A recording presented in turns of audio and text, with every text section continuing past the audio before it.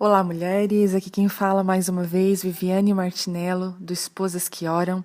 Estamos estudando o livro Como Ter o Coração de Maria no Mundo de Marta, da Joana Weaver, da editora CPAD. Estamos já nos últimos áudios, temos mais alguns, e hoje nós estamos no áudio 27, começando o capítulo 10, O Amor Extraordinário de Maria. Então Maria ungiu os pés de Jesus e enxugou-lhes os pés com os seus cabelos, e encheu-se a casa do cheiro do unguento. João 12, 13. Ele parecia cansado. O rosto amado por ela está enrugado e cansado no momento em que o recebe na porta. Sua testa está franzida, mas ao vê-la os olhos do mestre se acalmam. Entra, passa pelo átrio abarrotado e pega as mãos dela. Maria. Estou feliz porque tu estás aqui, Senhor, diz ela. Faz muito tempo. Suas viagens o afastaram de Jerusalém nos últimos tempos. Esteve distante dos pátios do templo, distante dos rumores sobre o preço de sua cabeça. Eu me preocupo com o Senhor, Maria sussurra. Jesus sorri e suavemente balança a cabeça. Não esteja ansiosa por nada, Maria. Minha vida está nas mãos do Pai.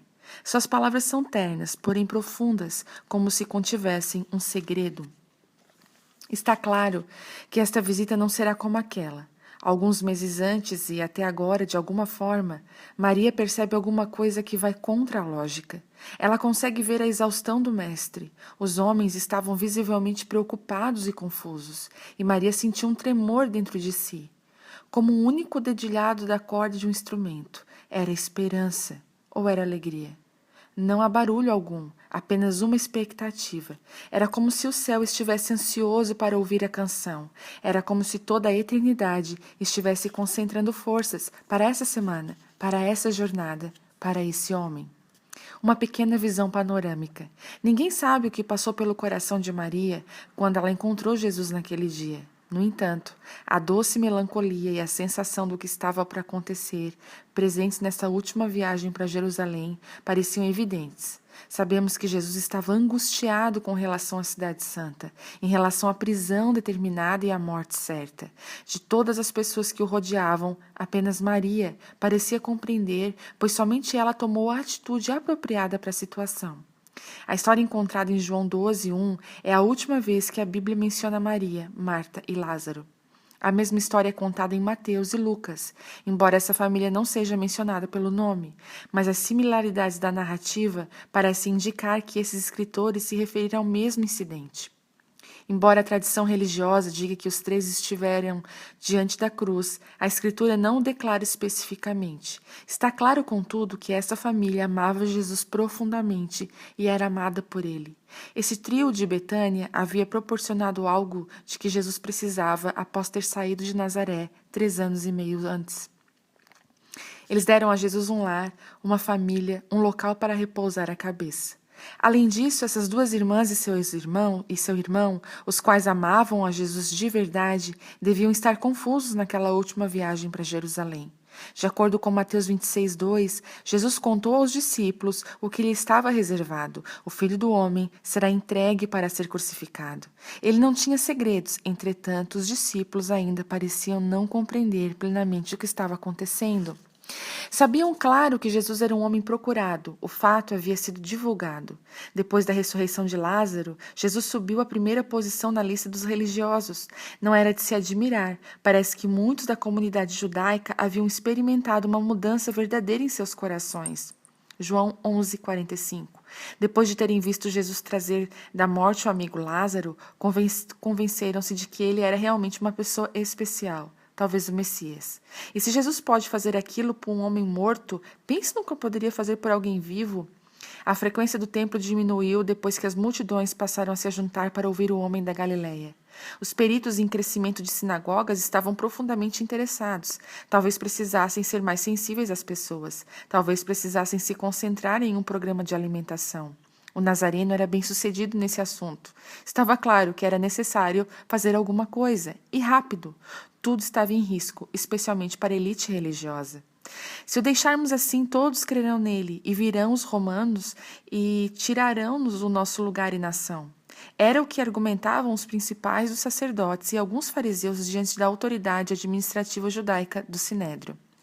Perda da posição, perda do poder, perda da influência. Naquele momento, esse era o risco para o qual os líderes judeus não estavam preparados, especialmente após terem trabalhado duro para adquirir tais privilégios. Nos últimos tempos, o Sinédrio havia dado uma trégua para o procurador romano Pilatos. Depois de um começo difícil, tudo finalmente estava bem.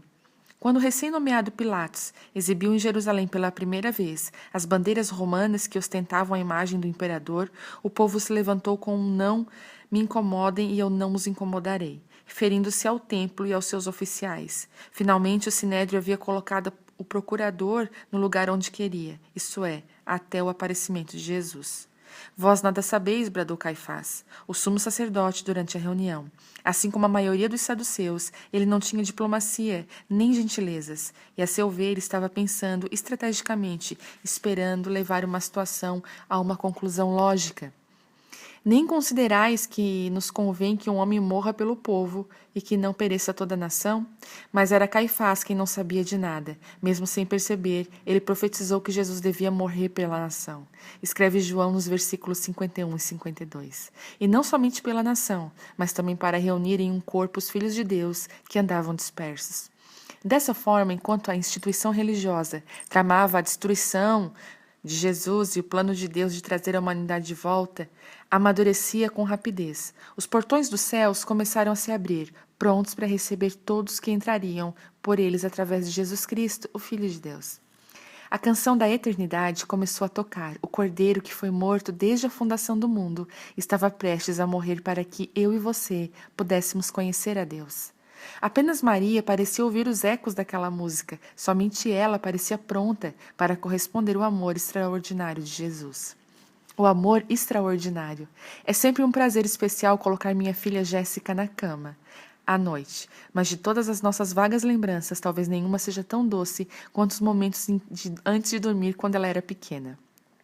Amo você, Jéssica, eu dizia enquanto puxava a manta até o queixo dela e alisava o seu cabelo loiro e brilhante sobre o travesseiro. Eu te amo mais, ela dizia em um piscar de olhos e assim começava o nosso jogo preferido. Bem, eu te amo muito mais, eu falava. Depois a beijava no rosto, fazia cócegas em sua barriguinha coberta pelo pijama cor-de-rosa. Bem, mas eu te amo mais em um montão, ela declarava enquanto terminava suas risadinhas. Então abria bem os braços e acrescentava as últimas palavras. Eu te amo do tamanho do mundo. Ufa, fim do jogo. Do tamanho do mundo? Bem, isso é que é amor.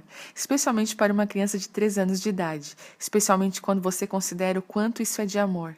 Amar a mamãe do tamanho do mundo significa que ela ama mais a mim do que ao sorvete, mais do que a sua boneca preferida, mais do que um passeio no parque, mais do que presentes de aniversário e o seu novo triciclo, mais do que chiclete e um passeio de pônei de manchas marrons.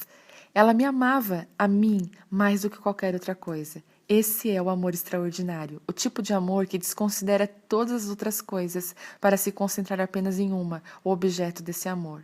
O tipo de amor que renuncia a tudo, desejando apenas ter mais para oferecer. Nada é tão precioso, nada é tão extraordinário. O coração exige que nós o demonstremos e o demonstremos em sua plenitude. Quando ungiu Jesus no banquete em sua homenagem, Maria deu o melhor ao Senhor. De fato, ela provavelmente sacrificou sua real esperança quando deitou o perfume nos pés do Mestre, porque aquele vaso de perfume, descrito por Mateus e Marcos como um vaso de alabastro e que foi quebrado para ser aberto, continha todas as esperanças e sonhos de Maria. Estar casada figurava em primeiro lugar na lista de desejos de toda donzela judia. Sua cultura e até mesmo a sua religião fizeram do casamento e especialmente do parto a mais alta expressão de honra. Ser estéril era uma desgraça, mas não ser casada, bem, isso era verdadeiramente uma vergonha. Aos 12 anos de idade, a maior parte das mulheres judias era prometida em casamento, caso ainda não fossem casadas. Os pais, geralmente, arranjavam as uniões, embora as garotas tivessem a oportunidade de se pronunciar sobre a questão. Vários fatores estavam envolvidos. Um era o preço da noiva, a retribuição paga ao pai da noiva pelo noivo, mas também se esperava que a noiva trouxesse algo de valor para a união. Quando os dois lados chegavam a um acordo, o noivado, o compromisso da solenidade, estava concretizado. Um documento adornado era assinado pela futura noiva e seu noivo, e a cerimônia era selada por um beijo. A partir daquele momento, o casal estava legalmente obrigado a casar, embora a verdadeira cerimônia de casamento ainda fosse demorar vários anos para acontecer. O acordo poderia ser rompido apenas pela morte ou pelo divórcio, opção considerada por José antes de ser tranquilizado por um anjo. Mas o que Maria possuía? Sem um pai que lhe arranjasse um casamento, o tempo corria contra ela. O vaso de alabastro com o perfume devia ser parte, senão o total do dote de Maria. Valia mais do que 300 dinheiros, aproximadamente um ano de salário. Não era um perfume qualquer. Embora o nome não seja romântico, o nardo era raro, feito do óleo aromático extraído da raiz de uma planta que cresce principalmente na Índia. Tinha que ser importado. Maria não conseguiria comprar o perfume nas prateleiras de um hipermercado. Não tenho certeza se ela o acharia na loja. Na Quinta Avenida, na verdade, não há um perfume que eu conheça cujo valor seja comparável àquele, aproximadamente $30.000 o vidro. Por outro lado, o alabastro era um recipiente comum no Oriente Próximo. O gesso branco com a neve ficava lustroso e translúcido quando polido, fácil de ser esculpido. Convertia-se em cântaros ornados, caixas, vasos e frascos. Às vezes, recipientes de mármore também eram chamados de alabastro, mas a origem e o tipo do recipiente não era realmente importante, e ainda não o é. O que mais importava, e o que ainda importa hoje, é o tesouro guardado dentro do recipiente. O tesouro que Maria derramou naquele dia. Era mais do que um perfume caro. Ela estava derramando a sua vida toda em um serviço sacrificial de amor. Infelizmente, nem todas as pessoas naquele banquete tinham o mesmo coração de Maria. E nós vamos terminar por aqui. O áudio 28 nós vamos fazer amanhã e a gente faz a continuação desse capítulo tão lindo e tão profundo. Que Deus abençoe a cada uma de vocês.